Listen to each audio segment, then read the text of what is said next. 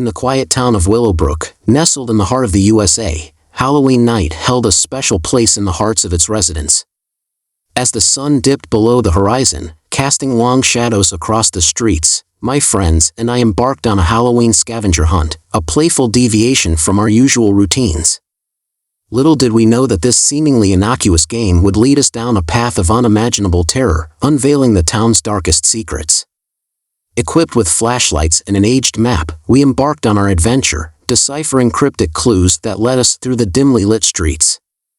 The crisp autumn air carried the scent of fallen leaves and the promise of excitement, yet beneath our enthusiasm, a sense of unease began to settle.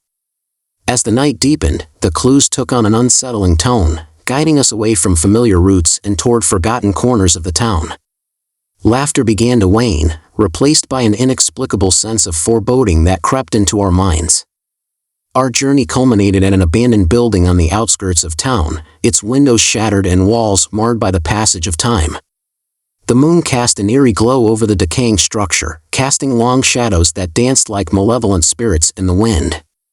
The air hung heavy with a silence that felt otherworldly, as though the very fabric of reality held its breath. With hesitant steps, we entered the building, our flashlights piercing the inky darkness that enveloped us. The floorboards groaned beneath our feet as we moved further into the unknown, our collective breaths forming ghostly mist in the frigid air. In the center of the room, a worn leather journal lay nestled atop a rotting wooden table. As I opened its brittle pages, a rush of cold air brushed against my skin, raising the hair on my arms. The journal's entries chronicled a series of chilling events that had plagued Willowbrook long ago, a rash of disappearances, unexplainable phenomena, and a pervasive darkness that seemed to seep into every corner of the town. The journal's pages exuded an almost tangible sense of fear and desperation, drawing us into a world of torment and horror that had once consumed the very soul of Willowbrook. Each word was etched with trembling penmanship, revealing the torment of those who had lived through the nightmare. As I read aloud, a chilling wind seemed to sweep through the room, extinguishing our flashlights and plunging us into pitch-black darkness. Panic gripped us as we fumbled for our lights, fingers trembling in the inky void. When the beams of light finally pierced the darkness, we found ourselves not in the same room. Before us lay a twisted version of the room we had entered, frozen in time yet shifting in its eeriness. The walls were adorned with old, faded photographs that captured the town's history in frozen moments, a group of children playing in the street, a joyous wedding celebration, and a somber funeral procession. But the faces in those photos were twisted with fear, their eyes haunted by an anguish that reached beyond the limitations of the image. As we moved among the images, they seemed to come alive, the ghostly figures whispering echoes of the past into our ears. Scenes of tragedy and despair played out before our eyes, the pain and suffering of the town's history laid bare in front of us. With a renewed sense of urgency, we raced for the exit, our heartbeats echoing like drums in our chests. The door was agonizingly close, a mere few steps away, when the room appeared to warp and shift, the walls closing in around us in a nightmarish embrace. Desperation fueled our efforts as we fought to reach the door, our minds racing as we grappled with the unexplainable horror that surrounded us. And then, as suddenly as it had begun, the walls receded, and we found ourselves back outside, gasping for breath in the cold night air. We fled from the building, our hearts pounding, our thoughts consumed by the terror we had experienced. Gathered together in the safety of our homes, we formed a pact, promising to keep the events of that night a secret, hoping that the memories would fade with time. But the echoes of the past refused to be silenced, a lingering reminder that Willowbrook held secrets that could not remain hidden forever. And as Halloween night faded into memory, the truth remained, a haunting presence that we could never truly escape. Now before I begin reading the next story, I wish you a very happy Halloween. It'll be a delight if you could support my work by subscribing to the channel and leaving a like on this video. On the outskirts of Ravenswood, a small town in the heart of the USA, our family home stood as a beacon of normalcy, a place of comfort and warmth. But this Halloween, we decided to transform it into a haunted house attraction, a place where laughter would mix with screams, and joy would be tinged with fear. Little did we know that our playful endeavor would awaken something truly sinister, something that would shatter the boundary between the imagined and the real. As dusk settled, casting long shadows that danced ominously across the lawn, we began our transformation. The once familiar rooms became unrecognizable, shrouded in darkness and mystery. Cobwebs adorned every corner, their delicate threads whispering tales of forgotten histories. Candles flickered, casting eerie shadows on the walls, while hidden speakers emitted spine-chilling whispers that seemed to originate from the very air itself. As the sun dipped below the horizon, we donned our costumes and gathered by the front door, excitement and anticipation running through our veins. The first visitors arrived, their footsteps echoing on the porch as they waited for the chills that awaited them inside.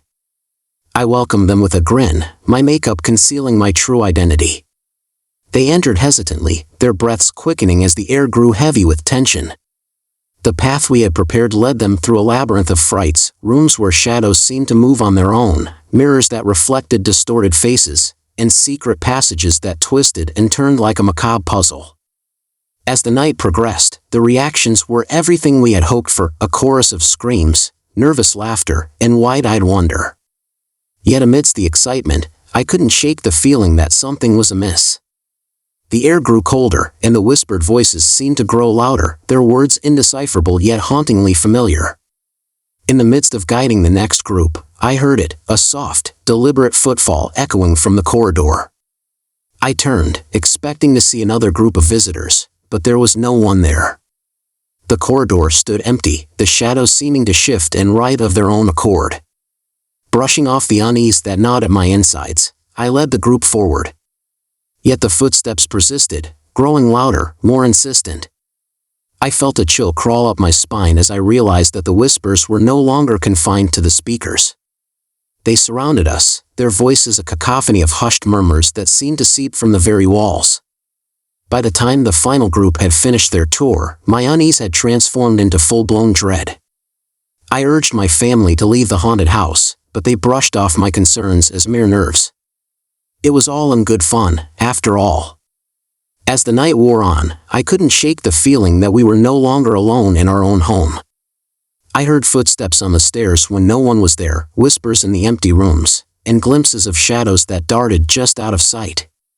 Panic began to claw at my chest as the realization set in, the lines between our creation and reality had blurred beyond recognition. I rallied my family together, the laughter and merriment of the evening replaced by a shared sense of fear.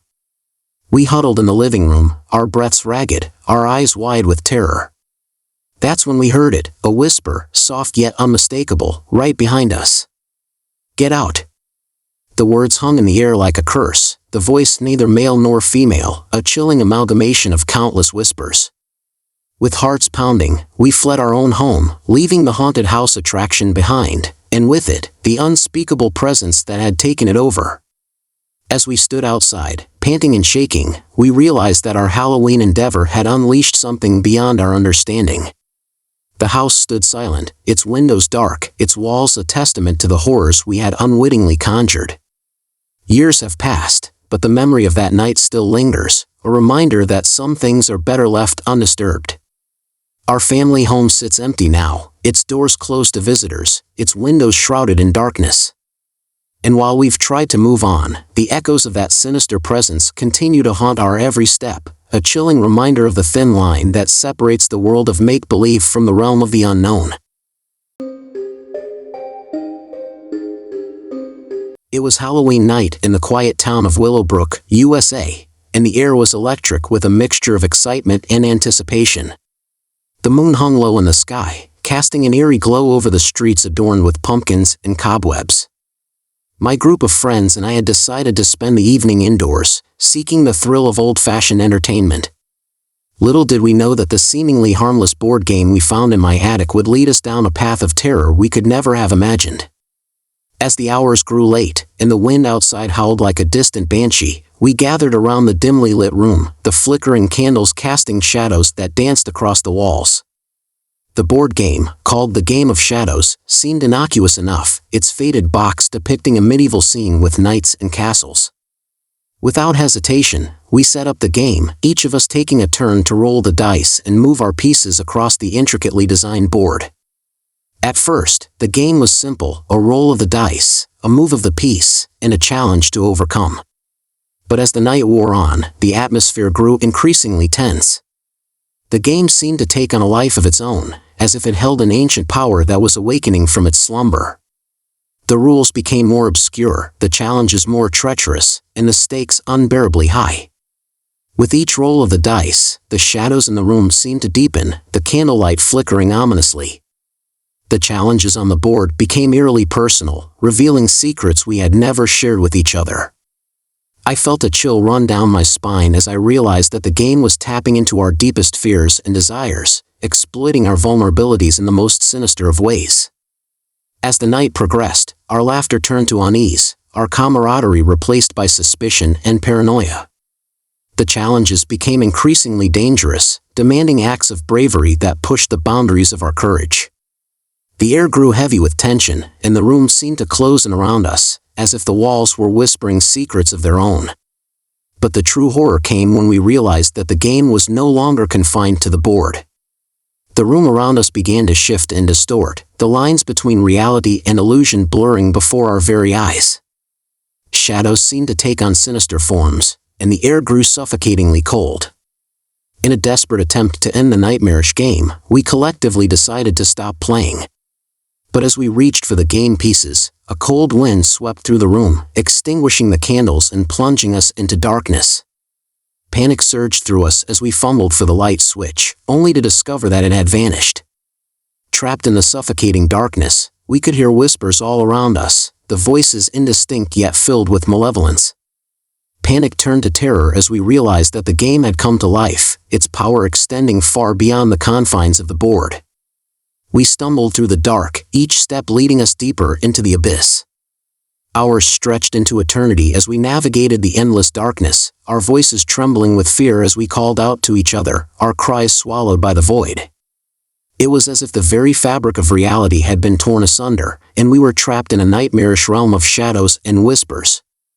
Just when it seemed all hope was lost, a faint glimmer of light appeared in the distance. We stumbled towards it, our hearts pounding in our chests, desperate to escape the horrors that surrounded us.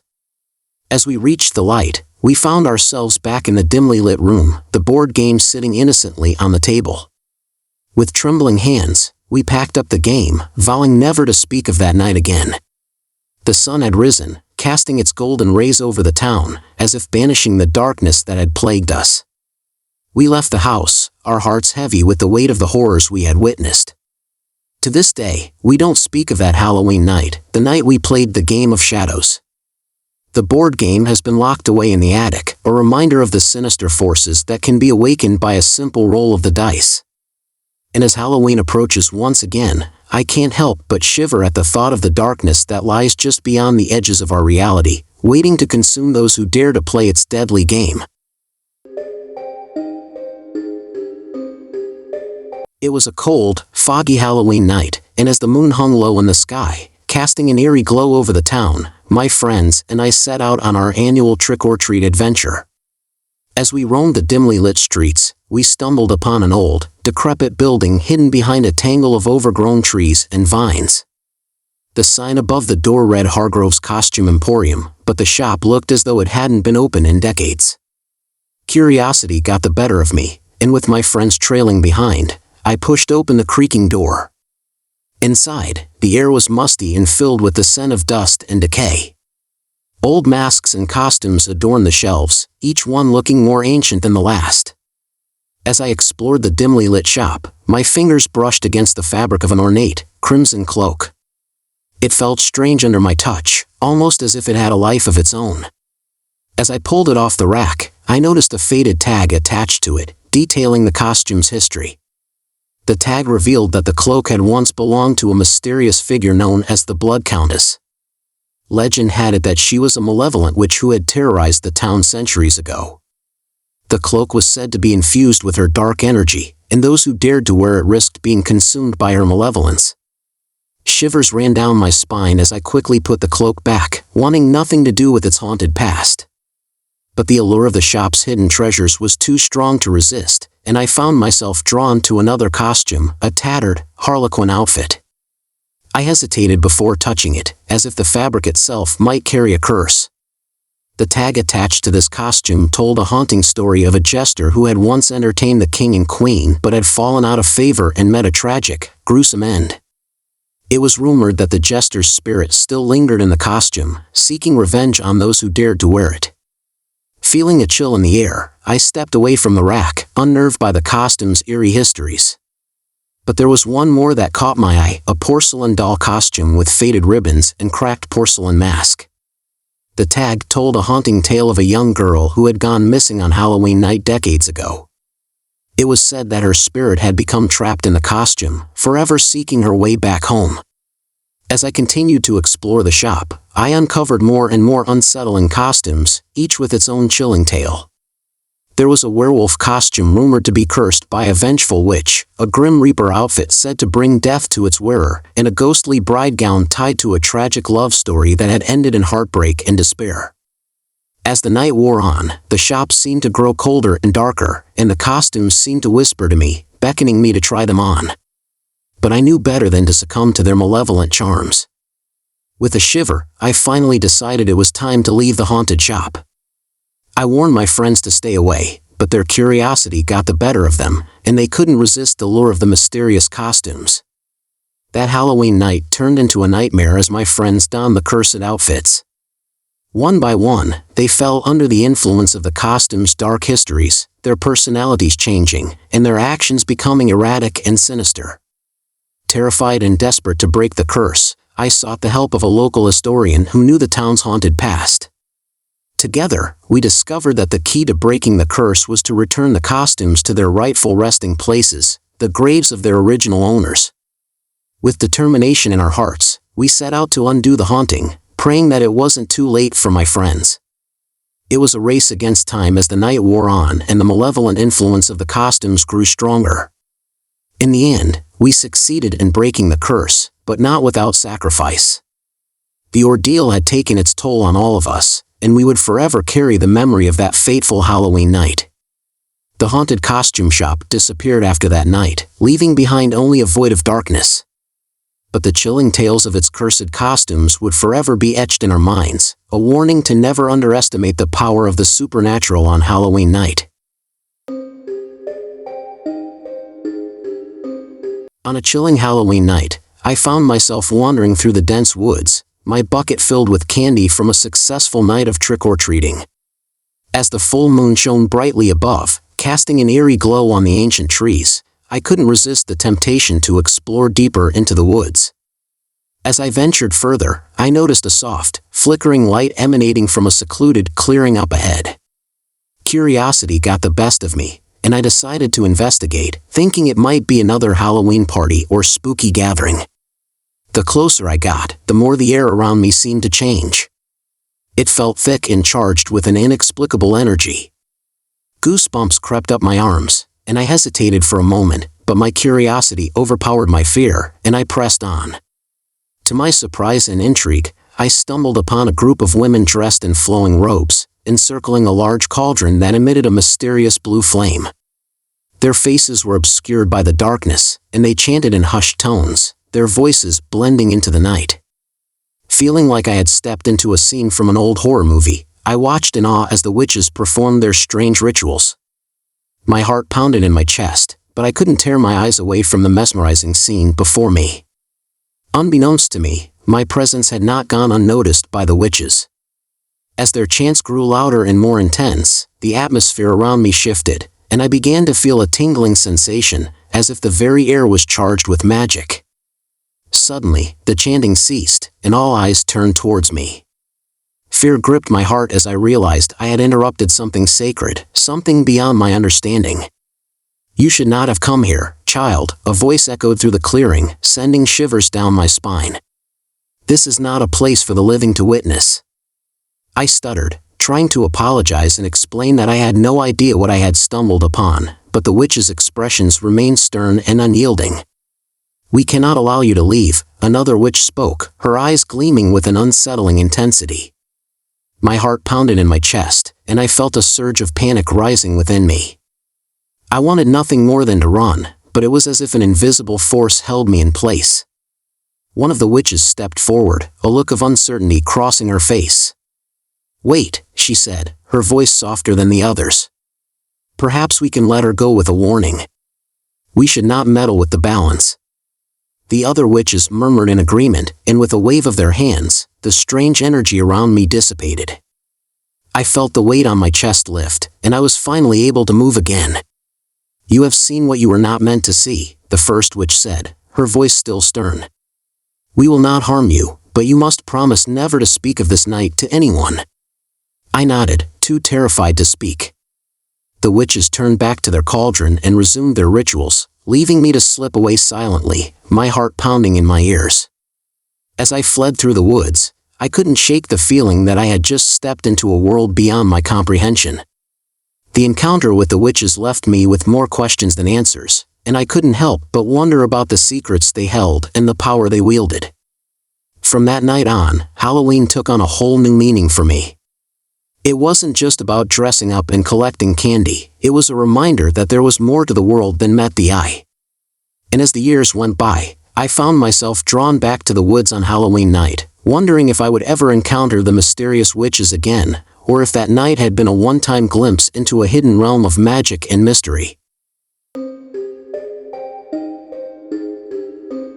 It was Halloween night, and my group of urban explorer friends and I had decided to take on our most daring adventure yet, exploring the infamous Ashbourne Asylum. The decaying building had been abandoned for decades, rumored to be haunted by the souls of its tragic past. Some said it was cursed, but we were skeptics, dismissing such claims as mere urban legends. Our plan was simple: spend the night inside the derelict asylum and document our experience. Armed with flashlights, cameras, and nerves of steel, we approached the imposing structure as the moon cast an eerie glow upon its crumbling walls. "Are you guys ready for this?" Sarah, the fearless leader of our group, asked with an excited glint in her eyes. The rest of us exchanged nervous glances, but we all nodded, trying to hide our trepidation. Urban exploration was our passion, and we couldn't resist the allure of uncovering the mysteries hidden within the asylum's walls. We ventured through the broken entrance, our footsteps echoing in the empty halls. The air was thick with the scent of decay and dampness, and the dim light from our flashlights created eerie shadows that danced on the cracked walls. As we explored further, strange occurrences began to unsettle us. Objects seemed to move on their own, and faint whispers echoed through the halls, despite there being no one else present. We tried to rationalize these phenomena, blaming our imagination or the creaking of the old building, but the unease lingered. In one of the patient rooms, we found a disturbing collection of old dolls. Their glassy eyes seemed to follow us, and the sight sent shivers down our spines. We quickly moved on, eager to escape the unsettling atmosphere. As we descended into the depths of the asylum, we stumbled upon an old morgue, complete with rusted metal slabs and discarded medical equipment. The cold air seemed to grow colder, and we could hear the faint sounds of footsteps echoing from a distance. "Did you guys hear that?" I asked, my heart pounding. "Probably just rats or the wind," Sarah replied, trying to reassure us. But deep down, we all knew that there was something else in the asylum with us. The feeling of being watched intensified, and we began to question the wisdom of our adventure. Despite our nerves, we pressed on, determined to uncover the secrets of Ashbourne Asylum. We reached the basement, where the walls were covered in cryptic symbols and eerie paintings. They depicted scenes of madness and torment, and the atmosphere grew even more oppressive. "Let's just take a few more pictures and get out of here," Adam suggested, his voice betraying his fear. I nodded in agreement, my hands trembling as I took snapshots of the haunting artwork. But as I reviewed the pictures, I noticed something unsettling. The images on my camera were not the same as what I had seen with my eyes.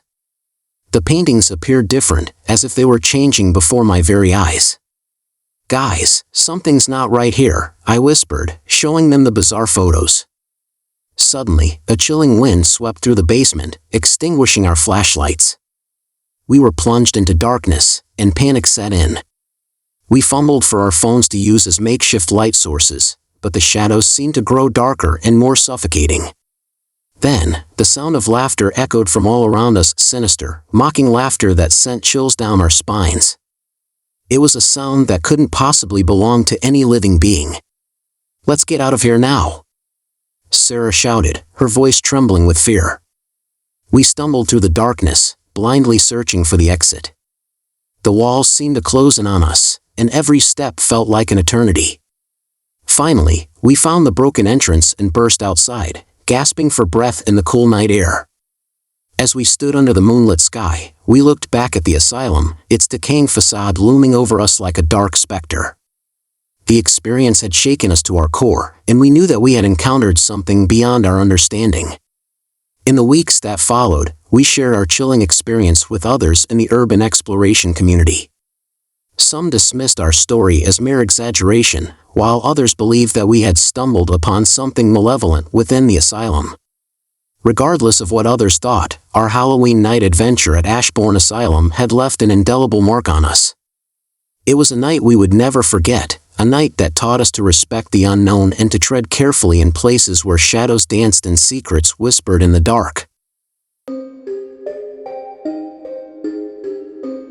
On a crisp Halloween night, my group of friends and I set out to prove our courage by visiting the infamous Hollow Manor, a decrepit old house rumored to be haunted by the spirits of its former residents. We had all heard the chilling stories about the place, unexplained footsteps, eerie whispers, and the feeling of being watched by unseen eyes. Despite the warnings, we were determined to confront our darkest fears. As we approached the crumbling manor, the full moon cast an eerie glow on its weathered facade, adding to its foreboding aura. The once grand estate now stood as a shadow of its former self, with boarded-up windows and ivy-covered walls. Nervous excitement buzzed among us as we hesitated at the entrance. My heart pounded in my chest, but I couldn't back out now. We took a deep breath and crossed the threshold into the darkness within. The musty air filled our lungs as we cautiously made our way through the decaying rooms. The floorboards creaked beneath our feet, as if protesting our intrusion. The flickering candlelight from our flashlights cast eerie shadows on the walls, adding to the atmosphere of dread. As we explored further, strange occurrences began to unfold. Objects seemed to move on their own, and cold drafts brushed against our skin, even though the windows were sealed shut. Each room we entered held its own unsettling energy, leaving us feeling like unwanted guests in a home that was not meant for the living. I could see the fear in my friends' eyes, mirroring the unease that gnawed at my own soul. We pushed on, trying to reassure each other that it was all just our imagination playing tricks on us. But as the night wore on, the sense of dread intensified. A sudden gust of wind extinguished our flashlights, leaving us in pitch darkness. Panic set in as we fumbled to relight them, and for a moment, I felt like we were no longer alone. Voices echoed through the halls, their origin unknown. Whispers seemed to dance on the edge of our hearing, and I could swear I saw fleeting shadows darting in and out of the corners of my vision. We gathered in the grand ballroom, where an old piano stood ominously in the center. As we nervously joked about summoning spirits, an unsettling melody began to play from the piano keys, soft and haunting, as if played by an invisible hand. Terrified, we stumbled backward, but the melody seemed to follow us wherever we went. The more we tried to escape it, the louder and more aggressive it became, filling the air with a chilling sense of malevolence. In that moment, all our bravado melted away, and we knew we had to leave. But as we made our way to the exit, the house seemed to shift and change around us, the hallways twisting and distorting into a maze of darkness. Panic consumed us as we realized we were trapped, our every attempt to escape thwarted by an unseen force. It was as if the house itself was alive and feeding off our fear. With nowhere to run, we huddled together in the ballroom, our hearts pounding in unison. The haunting melody reached a crescendo, and the walls seemed to close in on us, suffocating and claustrophobic. Just when it seemed like all hope was lost, the music abruptly stopped. The air around us cleared, and the darkness retreated. The house, once alive with malevolence, now stood silent and still. With trembling limbs, we cautiously made our way out of the manor, no longer daring to challenge its haunted secrets. The experience had forever changed us, leaving us with a newfound respect for the darkness that lurks in the shadows. As we emerged into the cool night air, the weight of our experience hung heavy on our shoulders. Halloween had transformed from a night of playful scares into an encounter with true terror, a reminder that some fears are best left unexplored.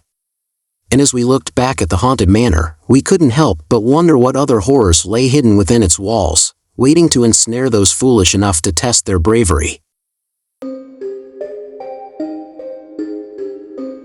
In the heart of a remote farming community, nestled amid rolling fields and ancient woods, lay the quaint village of Silverbrook. Every year, as Halloween night approached, the villagers prepared for a peculiar harvest festival that had been celebrated for generations. The autumnal breeze whispered through the trees, carrying with it a sense of anticipation and unease. The sky darkened as the sun set, casting eerie shadows across the land. I had heard whispers about this festival, but I had never witnessed it myself until that fateful night. As I made my way into the village square, I was met with a scene that seemed to come straight out of an old horror movie. The villagers, dressed in traditional attire, were gathered around a massive bonfire, its flames dancing in the wind. At the center of the square stood an ancient oak tree, its gnarled branches stretching towards the sky like skeletal fingers. The villagers formed a circle around the tree, holding hands as they chanted ancient incantations, their voices echoing in the darkness. My heart raced with a mixture of fear and curiosity. I had been warned about the strange customs of this festival, but I couldn't resist the allure of experiencing it firsthand.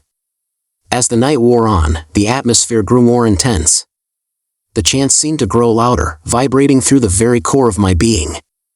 Strange symbols were drawn on the ground with chalk, and offerings of fruits and vegetables were placed at the base of the oak tree. It was then that I noticed a change in the weather. The wind picked up, rustling the leaves of the surrounding trees, and the air became thick with an unnatural chill. It felt as if the very elements were responding to the ancient rituals being performed before me.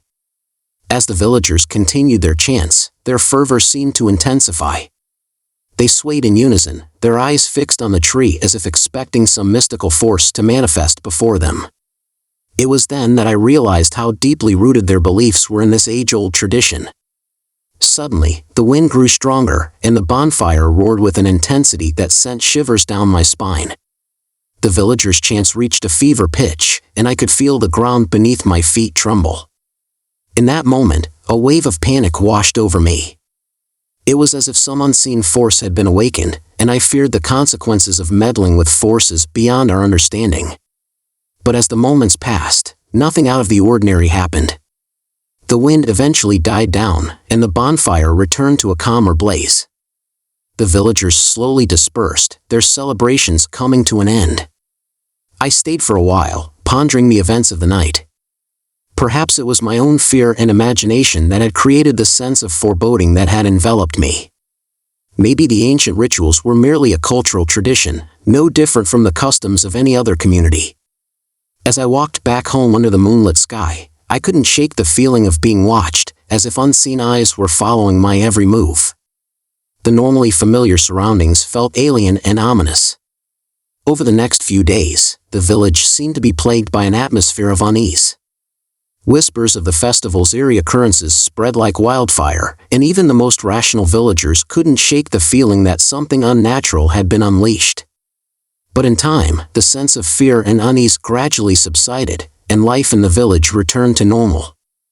The peculiar harvest festival had come and gone, leaving behind only tales of its mystery and wonder. Looking back on that Halloween night, I realized that fear can be a powerful force, capable of distorting our perception and conjuring shadows where none truly exist. The festival had not awakened any malevolent entity, it had merely awakened the darkest corners of our minds. And so, each Halloween, as the villagers of Silverbrook gather once more to celebrate their ancient harvest festival, they do so with a mix of fear and reverence, knowing that the true terror lies not in the rituals themselves, but in the depths of their own imagination. It was Halloween night in the small town of Sleepy Hollow, a place steeped in eerie folklore and ghostly legends. Among the tales that haunted the minds of its residents was that of the infamous Headless Horseman, a spectral figure said to ride through the woods at night, searching for his lost head. For years, the legend had captivated the imaginations of the town's youth, and every Halloween, a group of brave teenagers would venture into the dark woods to test the authenticity of the tale. They sought the thrill of confronting their fears head-on, dismissing the legend as mere superstition. Among this year's group were Amy, a fearless and spirited young woman, Jake, the jokester of the group, Emma, the level-headed skeptic, and Mark, the quiet and contemplative one. Together, they embarked on their quest to uncover the truth behind the legend of the Headless Horseman. As the moon cast an eerie glow over the forest, the group ventured deeper into the woods, their flashlights illuminating the twisted branches and gnarled roots that seemed to reach out for them. The air was thick with anticipation, and the sound of rustling leaves echoed ominously through the night. Amy led the way, determined to show no sign of fear despite the unsettling atmosphere. Jake cracked jokes to ease the tension, but even he couldn't completely hide his unease. Emma, ever the rational one, tried to calm her friends' nerves, reassuring them that there was no truth to the legend. After what felt like an eternity, the group arrived at a clearing, surrounded by ancient trees and an air of hushed mystery. They gathered around a large, weathered tombstone, rumored to be the final resting place of the Headless Horseman. Legend says that if we say his name 3 times, he will appear, Mark said, his voice barely above a whisper. Are you serious? Jake scoffed, trying to mask his fear with humor. This is just an old tale, right? Amy glanced at Emma, her expression revealing a hint of doubt. We came all this way. Let's just do it and prove there's nothing to be afraid of. Fine, Emma sighed, trying to hide her own reservations. But remember, it's just a story. Taking a deep breath, the group chanted the name of the Headless Horseman 3 times. For a moment, nothing happened, and they chuckled nervously. But as they were about to dismiss the legend as a myth, they heard a distant sound, hooves pounding on the ground. The forest suddenly seemed to come alive with haunting echoes, and the group exchanged fearful glances. Amy's bravado wavered, and she grabbed onto Jake's arm for support. Is that a horse? Mark whispered, his eyes wide with terror. The pounding hooves grew louder, closer, and the group's fear escalated. But before they could run, they saw it, a shadowy figure on horseback, charging towards them. Fear gripped them like a vice as they turned and fled, their hearts pounding in their chests. Branches scratched at their faces and thorns tore at their clothes as they sprinted through the dark woods, desperate to escape the spectral rider. But as they reached the edge of the woods, the sound of hooves faded, and the figure vanished into the night. Gasping for breath, they stopped to catch their breath, realizing that the legend had taken hold of their minds, making them believe in the existence of the Headless Horseman. Amy's bravado had crumbled, and she clung to her friends, shaking with fear. Jake, the jokester, was pale and trembling. Emma's skepticism had been shattered, and Mark remained silent, still trying to comprehend the unexplainable. We saw him, right? He was real. Amy finally spoke, her voice quivering. I don't know what we saw, Emma replied, her voice shaking as well. But let's get out of here. This place gives me the creeps. Without another word, the group made their way back to town, haunted by the night's chilling events. They had entered the woods as skeptics, but they emerged with a newfound fear of the legend they had once dismissed. As the years passed, the tale of that Halloween night became a cautionary tale in Sleepy Hollow. The group of friends never ventured into the woods again, and the legend of the Headless Horseman continued to haunt the town's imagination. But the truth of that night remains shrouded in mystery. Was it a trick of the mind, or had they truly encountered something supernatural? One thing was certain, the legend of the Headless Horseman would forever be etched in their memories, a chilling reminder that some legends are better left untested, especially on Halloween night. On Halloween night, the moon hung high in the darkened sky, casting an eerie glow over our group of friends as we stood outside the dilapidated house on the outskirts of town. The old witch's residence was a legendary source of spooky tales, and we were determined to experience some thrills and chills of our own. Are you sure about this, guys? Emily asked, her voice trembling with a mixture of fear and excitement. Don't be such a scaredy cat, Em. It's all just stories, Jake replied, trying to sound brave. Despite our bravado, we couldn't deny the unsettling atmosphere that surrounded the house. The air felt heavy with ancient magic, and the overgrown garden seemed to claw at the edges of the property. I heard that if you break something inside, you'll be cursed, Mia said, a shiver running down her spine. Oh, come on, it's all just folklore, Eric chimed in, trying to ease the tension. We cautiously approached the house, the creaking floorboards and rustling leaves adding to our unease. The door was slightly ajar, inviting us to step inside. With a shared glance of nervous determination, we crossed the threshold into the dimly lit interior. The house was filled with an array of peculiar items, potion bottles, ancient books, and curious artifacts. We couldn't resist the temptation to explore and began to wander deeper into the witch's domain. As we made our way through the shadowy rooms, we came across a peculiar-looking urn sitting on a dusty shelf. Emily picked it up curiously, and before any of us could warn her, the urn slipped from her grasp and shattered on the floor. Oh no! We should leave now, Mia urged, fear evident in her voice. But it was too late. The moment the urn broke, a cold gust of wind swept through the room, extinguishing the candles that lit our path. The house seemed to come alive, its walls groaning and its shadows dancing. What have you done? Jake exclaimed, his face pale with terror. Before we could react, the floor beneath us shook violently, and the house began to change. Walls moved, and doors shifted, trapping us in a maze of darkness. Panic set in, and we ran aimlessly, desperately searching for a way out. As we stumbled through the ever-changing corridors, we heard eerie whispers in our ears, taunting us and mocking our fear. It felt as though the house itself was alive, tormenting us for our curiosity. We need to find a way to break the curse, Eric said, trying to stay composed. But how? We don't even know what we broke, Mia exclaimed, her voice trembling. In our frantic search for a solution, we stumbled upon an ancient book that detailed the legend of the witch who once lived in the house. According to the book, the urn contained the ashes of her most powerful spell, a curse designed to torment those who dared to disturb her resting place. The only way to break the curse is to reverse the spell, Emily read aloud, her voice shaky. But how do we do that? I asked, feeling a sense of dread creeping over me. The book spoke of a spell that could reverse the curse, but it required a rare and powerful ingredient, the heart of a black rose, said to be hidden deep within the witch's garden. With no other choice, we ventured back into the ever-changing house, searching for a way to escape the curse. The whispers grew louder, and shadows seemed to reach out for us as we navigated the treacherous corridors. Finally, we stumbled upon a hidden passage that led to the overgrown garden. The air was heavy with an otherworldly presence, and the plants seemed to twist and contort in unnatural ways.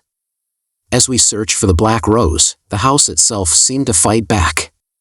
The walls closed in on us, and the garden became a labyrinth of thorns and darkness. Yet, we pressed on, fueled by the hope of breaking the curse. After what felt like an eternity, we found the black rose, its petals as dark as the night itself. With shaking hands, Emily performed the spell from the book, using the rose as the final ingredient. The moment the spell was complete, the house trembled one last time, and the curse was broken. The walls stopped shifting, and the shadows retreated. We found ourselves standing outside the house, safe and free from its malevolent grip. As we made our way home, we couldn't help but feel a mix of relief and awe at the night's terrifying events. We had learned the hard way that some legends are best left undisturbed, and that the line between reality and the supernatural can sometimes blur on Halloween night.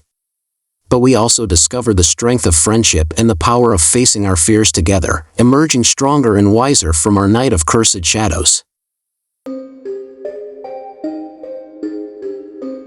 Halloween night had arrived, and the air was filled with an electric buzz of excitement and anticipation.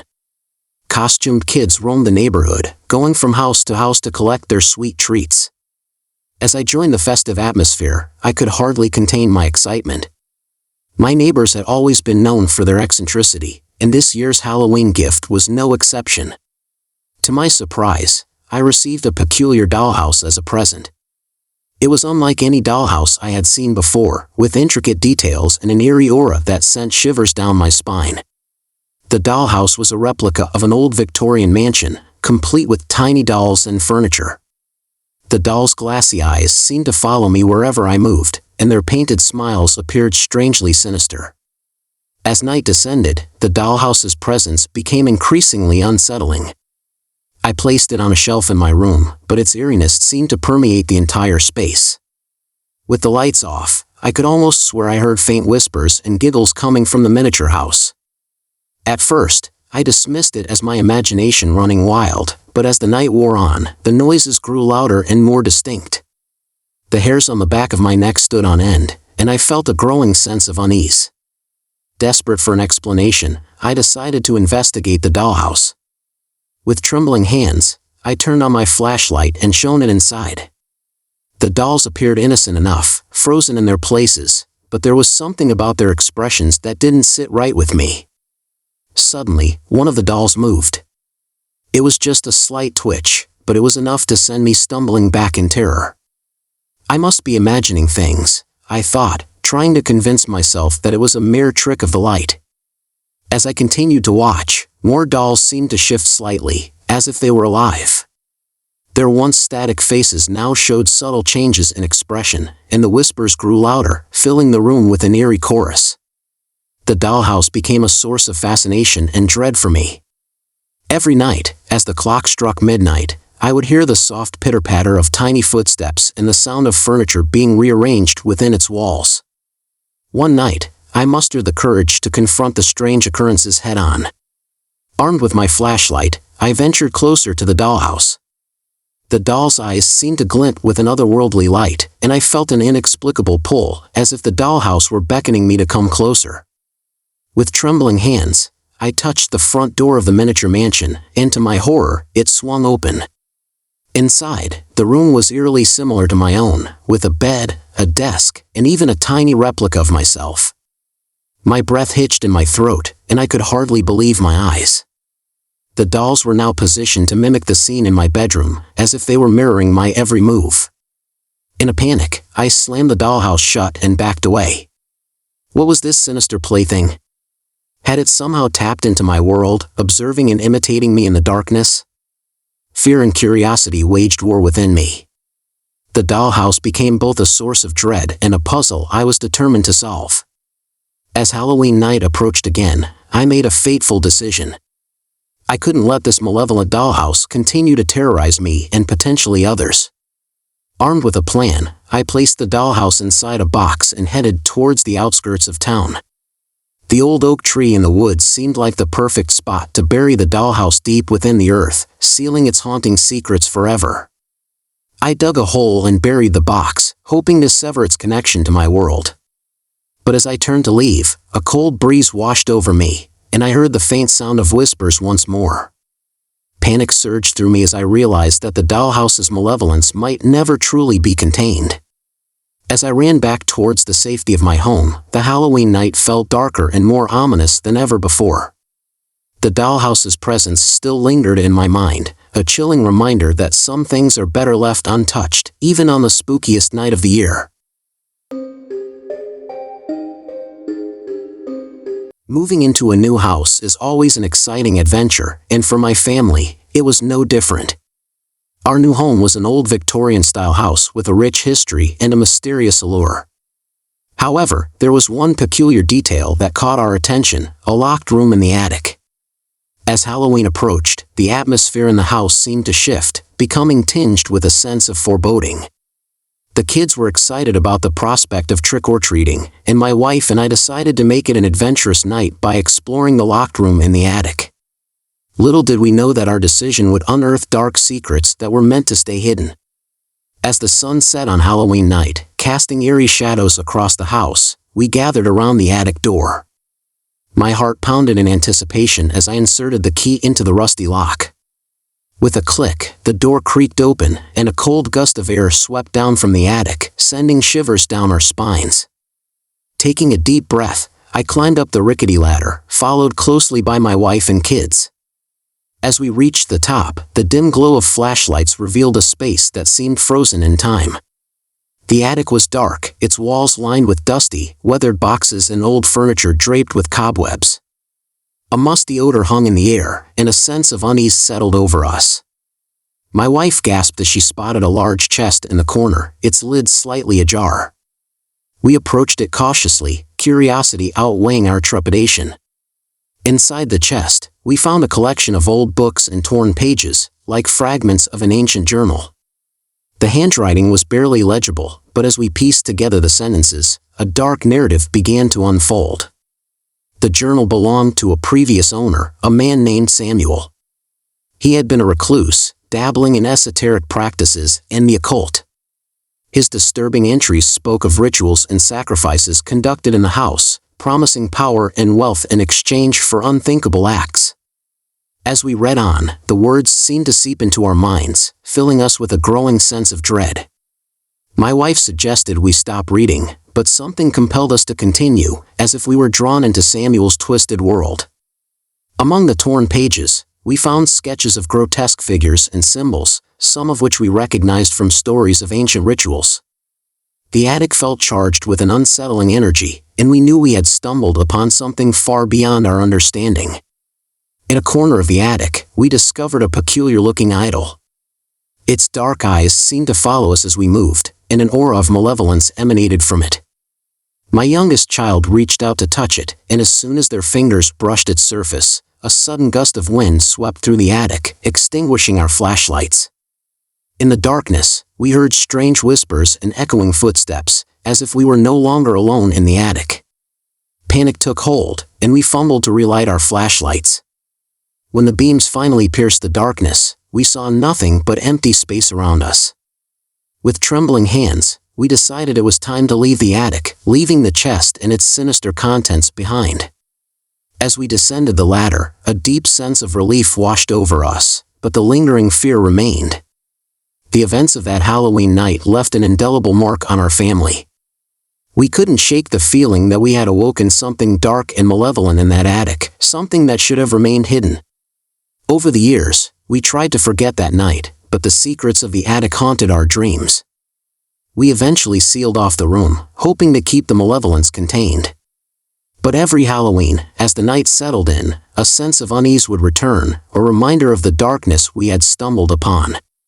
Some secrets are best left undisturbed, especially on Halloween, when the boundary between the living and the unknown becomes dangerously thin.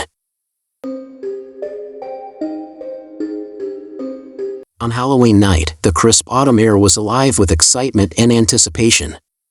As a mischievous teenager with a penchant for pranks, I couldn't resist the opportunity to scare some unsuspecting trick-or-treaters. With a ghostly costume and a mischievous grin, I set out to give my friends a night they wouldn't forget. Dressed in a tattered white sheet and with eerie blue makeup on my face, I looked every bit the part of a ghost. Armed with a hollowed-out pumpkin full of candy, I roamed the neighborhood, ready to make my grand entrance. As I approached the first house on my list, I couldn't help but feel a sense of excitement and nervousness. This was going to be the best prank of the night, and I was determined to make it memorable. With a deep breath, I knocked on the door, and a shiver ran down my spine as I heard the creaking sound from inside the house. My heart pounded in my chest, and I fought to maintain my composure. The door slowly swung open, revealing a dimly lit hallway. I expected to hear the joyful cries of trick-or-treaters, but there was nothing but silence. My anticipation grew, and I was ready to make my ghostly appearance. As I stepped forward, my eyes caught something that sent a chill down my spine. A sinister-looking symbol was smeared in red on the doorframe, a blood mark. My heart skipped a beat, and a voice inside me urged me to turn back. But curiosity got the better of me, and I hesitantly pushed the door open. The interior was dark and gloomy, with a musty smell hanging in the air. The silence was oppressive, and I felt like an intruder in this eerie abode. Holding back my nerves, I took a few steps inside, calling out to see if anyone was there. But my voice echoed through the empty halls, unanswered. My heart pounded louder with each passing moment, and I decided that I had played my prank long enough. I turned to leave, but as I reached for the doorknob, the door slammed shut with a deafening thud, trapping me inside. Fear took hold, and I frantically tried to open the door, but it was as if an unseen force was holding it shut. Panic washed over me, and I felt like a mouse caught in a predator's trap. Just as I was about to lose all hope, a faint voice echoed from the shadows. "Who dares to trespass in my domain?" it said, sending a shiver down my spine. With trembling hands, I turned towards the voice, but I could see no one. The darkness seemed to have a life of its own, swirling and shifting around me. "I am sorry. I didn't mean to intrude," I stammered, hoping to appease whatever unseen presence lurked within the house. But there was no response, only the sound of slow, deliberate footsteps drawing closer. I mustered all my courage and bolted towards the nearest window, hoping to escape this nightmare. But just as I reached it, a cold gust of wind extinguished the candlelight in the room, plunging me into complete darkness. Panic and terror consumed me as I fumbled blindly for the window latch. The footsteps grew louder, and I could feel a chilling presence just inches away from me. With one final desperate effort, I managed to open the window and climbed out into the cold night air. I ran as fast as my legs could carry me, not daring to look back. As I finally reached the safety of my friend's house, I collapsed on the porch, my heart pounding in my chest.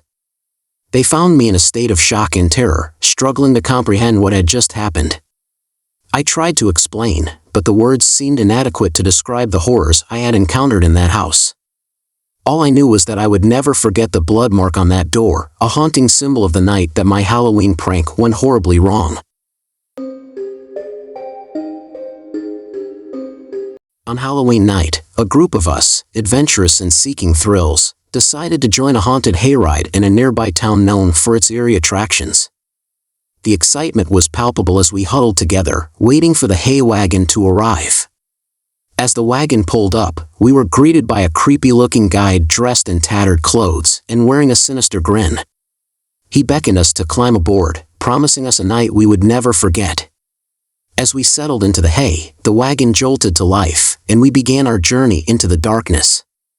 The moon hung high in the sky, casting an eerie glow over the surrounding woods. The atmosphere was filled with excitement and a hint of nervousness as we didn't know what to expect. The ride started innocently enough, with spooky sound effects and animatronic creatures popping out from behind trees. We laughed nervously, finding solace in the knowledge that it was all just a well-executed show. But as the ride continued, the scares grew more intense, and the line between reality and illusion began to blur. The hay wagon ventured deeper into the woods, where the darkness seemed to swallow us whole. We passed by an old, abandoned asylum, its broken windows and crumbling walls hauntingly illuminated by a flickering light. Our guide warned us of the building's sinister history, a place once filled with unspeakable horrors and madness. Goosebumps formed on my arms as we moved on. Next, we approached a haunted house, its facade worn and weathered, a stark contrast to the gory decorations that adorned it. The air around us felt heavy, as if something malevolent was lurking within those decaying walls. A feeling of unease settled over the group, and we clung to each other, seeking comfort in our shared fear. The guide's voice became more ominous, his stories more unsettling. It was as if he knew more than he was letting on, and his eerie performance only added to the terror. The hayride then took us through a desolate cemetery, where tombstones stood tall like eerie sentinels in the moonlight. The guide spoke of restless spirits and the dark secrets buried beneath the soil. My heart pounded in my chest as I wondered if we were truly alone in this graveyard. As the night wore on, the hayride became increasingly eerie. Strange sounds echoed through the woods, and unsettling figures appeared at the edge of our vision, only to vanish when we turned to look. The tension in the air was palpable, and the line between reality and the fabricated scares blurred even further. We began to question what was real and what was part of the show. At one point, the guide stopped the wagon near a decrepit shack hidden deep in the woods. He warned us not to leave the wagon, but a few of our more daring friends couldn't resist the temptation to explore. Against our protests, they hopped off the wagon and disappeared into the darkness. We waited nervously, expecting them to reappear any moment. But minutes passed, and they didn't return.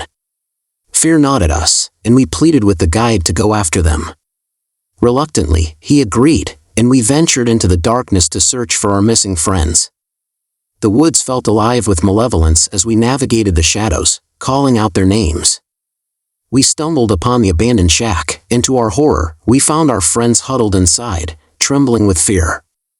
They told us of strange encounters in the woods, of ghostly apparitions and whispered voices that seemed to follow them. The guide insisted that it was all part of the show, but we knew better. As we returned to the hay wagon, a feeling of dread hung over us. We had unknowingly stepped into something far more sinister than we had signed up for.